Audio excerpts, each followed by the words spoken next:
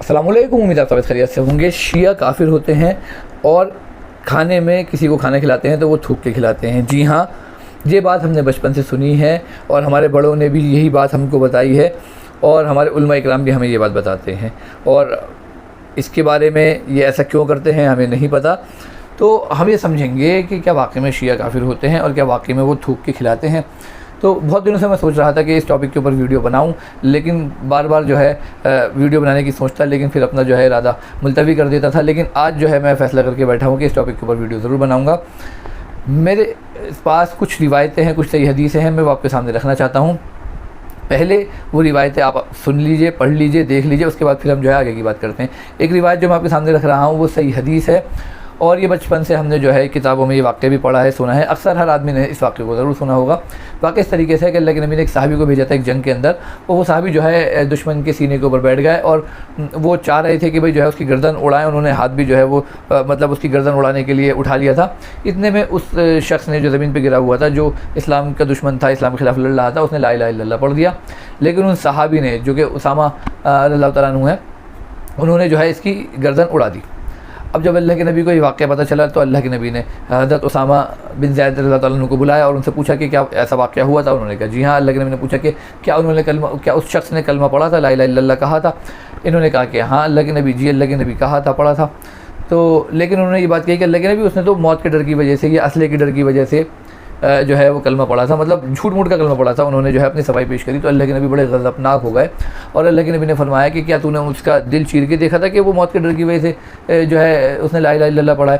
بات یہ ہے کہ بظاہر میں اس واقعے میں یہی نظر آتا ہے کہ وہ ابھی تو اسلام سے جو ہے وہ جنگ لڑ رہا تھا، اسلام کے خلاف جنگ لڑ رہا تھا، مسلمانوں سے جنگ لڑ رہا تھا، اور کیونکہ وہ ہار گیا تھا اور اس نے اپنی موت سامنے دیکھی تو اس نے موت کے ڈر سے کلمہ پڑھ لیا۔ لیکن اللہ کے نبی جو ہے یہ کہہ رہے ہیں، جس کا مفہوم ہے کہ اس نے جب کلمہ پڑھ لیا تو تم کون ہوتے ہو اور اس کا فیصلہ کرنے والے کہ اس نے موت کے ڈر سے پڑھا ہے، جس کا مفہوم ہے کہ اللہ کے نبی فرماتے ہیں کہ تو نے اس کا دل چیر کے دیکھا تھا۔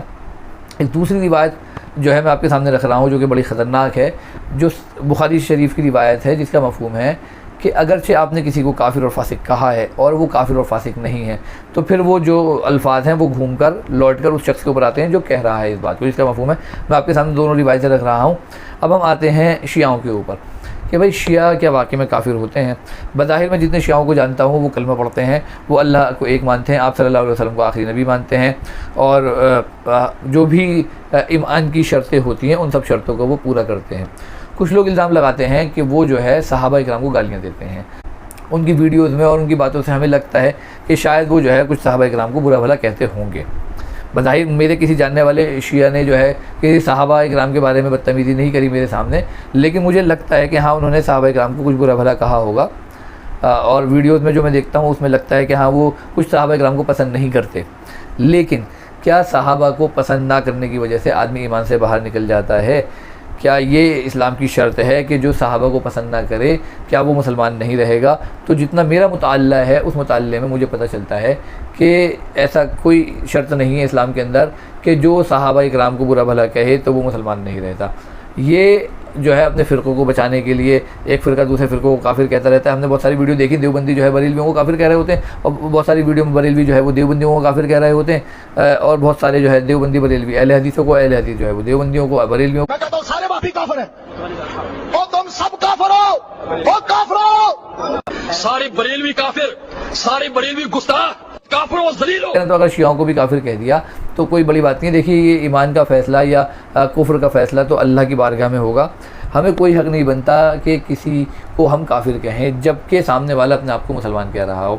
اب آتے ہیں ہم اپنے اصلی ٹاپک کے اوپر کہ ابھی جیسے ہم نے دیکھا ایران کے اوپر، میں ایک ویڈیو آپ کے سامنے لگا رہا ہوں۔ سب کو پتہ ہے کہ اسرائیل اور امریکہ نے مل کے ایران کے اوپر حملہ کرا، اسکول کے اوپر حملہ کرا، اس کے اندر 165 کے قریب کچھ بچیاں جو ہے وہ شہید ہو گئیں، اور پورے عالم اسلام نے اس چیز کے اوپر ان لوگوں کو آڑے ہاتھوں نہیں لیا، یعنی کہ اسرائیل اور امریکہ کے لیے کسی کے منہ سے چو نہیں نکلی کہ یہ تم نے کیا کرا۔ وہ بھلے سے کافر تھے، بھلے سے وہ مسلمان تھے، غیر مسلم تھے، آپ نے انسانیت کے ناطے کیا کرا؟ اسلام کیا کہتا ہے؟ آپ کو ان کے خلاف بولنا چاہیے تھا، نہیں بولنا چاہیے تھا۔ جب ایران نے اپنی بقا کے لیے جنگ چھیڑنی چاہی اسرائیل سے اور امریکہ سے، تو پھر سارے جو مسلم ممالک کہلائے جاتے ہیں، میں صاف کہہ رہا ہوں کہلائے جاتے ہیں، اس کے اندر سعودیہ والے ہوں اور جو ہے قطر والے ہوں، باقی جتنے مسلمان ملک ہیں آپ سب جانتے ہیں جو کہلائے جاتے ہیں کہ ہم مسلم ملک ہیں، ان سب ملکوں نے جو ہے جو اپنے اڈے بنا رکھے تھے اپنے زمین پہ، اپنے ملکوں کے اندر، اپنے شہروں کے اندر جو ہے امریکہ کی بیس بنا رکھی تھی، جہاں سے امریکہ جو ہے ایران کے اوپر حملے کرتا تھا، امریکہ کو اور اسرائیل کو پوری چھوٹ دی کہ آپ لوگ جتنا مرضی چاہے ہم سے پیسہ لیجئے، لیکن آپ ایران کو ختم کر دیجئے، نیست و نابود کر دیجئے۔ ایران لڑ رہا ہے اپنی بقا کے لیے، کہیں نہ کہیں فلسطین کے لیے، کہیں نہ کہیں اور مسلم ممالک کے لیے، لیکن باقی جو مسلم ممالک ہیں جو امریکہ کے اور اسرائیل کے پٹھو بنے ہوئے ہیں، وہ امریکہ کو فنڈنگ کر رہے ہیں اور اسرائیل کو فنڈنگ کر رہے ہیں کہ بھئی آپ ایران کے اوپر بم برساؤ۔ بہت سارے لوگ کہہ رہے ہیں کہ بھئی ایران نے آج تک جو ہے فلسطین کے لیے جو ہے آواز نہیں اٹھائی، تو میرے بھائی اور کون سے ملک نے فلسطین کے لیے آواز اٹھا دی؟ سعودی عرب نے کب فلسطین کے لیے آواز اٹھا دی؟ اور دوسرے ممالک نے کون سی فلسطین کے لیے آواز اٹھا دی؟ سارے کے سارے امریکہ کے پٹھو بنے ہوئے ہیں اور ایران کو کہتے ہیں کہ جی یہ تو کافر ہیں، یہ تو جو ہے تھوک کے کھلاتے ہیں۔ بات یہ ہے کہ ہمارے اندر خود کے اندر جان نہیں ہے اور دوسرے کو جو ہے ہم اپنی کمیاں چھپانے کے لیے دوسرے کو کافر کہہ دیتے ہیں۔ کفر اور ایمان کا فیصلہ جو ہے وہ اللہ کرے گا، ہم نہیں کریں گے۔ اگر کوئی کہہ رہا ہے کہ میں مسلمان ہوں تو ہمیں اس کو ماننا چاہیے کہ وہ مسلمان ہے۔ اب اگر اس کا کوئی عقیدہ غلط ہے، کوئی اس کا معاملہ غلط ہے، تو وہ اللہ کے سپرد اللہ سمجھے گا۔ جب مولا علی نے کہہ دیا کہ میرا اور معاویہ کا معاملہ جو ہے وہ اللہ کے سپرد ہے، اللہ فیصلہ کرے گا، تو پھر ہم کوئی نہیں ہوتے ان لوگوں کے معاملے میں بولنے والے۔ اسی طریقے سے اگر کوئی شیعہ کسی صحابہ کو کچھ کہتا ہے تو وہ اس کا اپنا معاملہ ہے، اس کو لے کے ہم اس کے اوپر کفر کا فتویٰ نہ لگائیں۔